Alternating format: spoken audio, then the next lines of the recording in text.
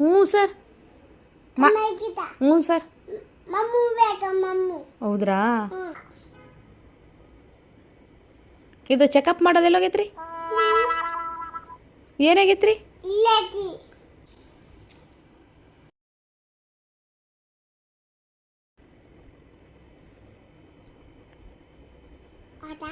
ಏನಾಗೈತ್ರಿ ನಮಗೇನಾಗೈತಿ ಹುಳಾಗೈತಾ ಮತ್ತೆ ಏನು ಮಾಡ್ಬೇಕು ಇದಕ್ಕೆ ಏನು ಹಾಕೋಬೇಕು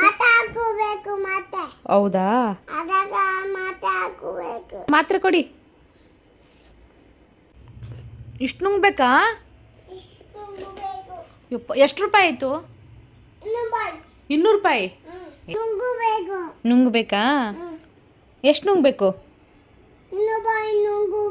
200 ರೂಪಾಯಿ ಇದು ನುಂಗ್ಬೇಕಾ ಮತ್ತೆ ಮತ್ತೆ ಹೆಂಗ್ ನುಂಗ್ಬೇಕು